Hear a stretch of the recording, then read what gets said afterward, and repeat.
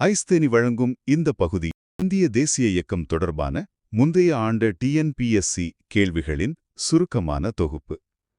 கேள்வி: young India பத்திரிகையின் ஆசிரியர் யார்? Option A Jawaharlal Nehru, option B Mahatma Gandhi, option C doctor B R. Ambedkar, option D சுபாஷ் சந்திர போஸ். உங்களின் சரியான பதிலை உடனே கமெண்ட் பண்ணுங்க.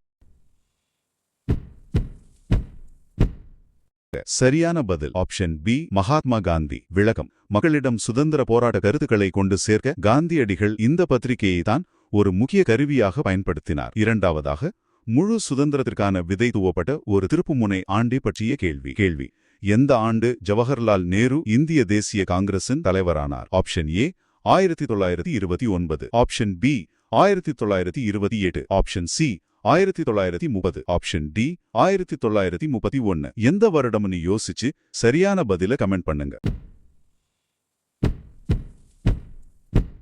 சரியான பதில் ஆப்ஷன் ஏ 1929. விளக்கம்: 1929 நடந்த வரலாற்று சிறப்பு மிக லாகூர் காங்கிரஸ் அமர்வுல தான் நேரு அவர்கள் முதன்முறையாக தலைவராக பொறுப்பேற்று பூர்ண ஸ்வராஜ் முழக்கத்தை முன்வைத்தார். இறுதியாக ஒரு மாபெரும் அறவழி போராட்டத்தை ஒரே ஒரு சம்பவம் எப்படி நிறுத்தியதுங்கிற கேள்வி. ஒத்துழையாமை இயக்கம் நிறுத்தப்பட காரணமாக இருந்த நிகழ்வு எது? ஆப்ஷன் ஏ ஜாலியன்வாலாபாக் படுகொலை, ஆப்ஷன் பி சௌரி சௌரா சம்பவம், ஆப்ஷன் சி உப்பு சத்தியாகிரகம், ஆப்ஷன் டி ரவுலட் சட்டம். வரலாற்றையே மாற்றிய அந்த நிகழ்வு எது? சரியான பதில கமெண்ட் பண்ணுங்க.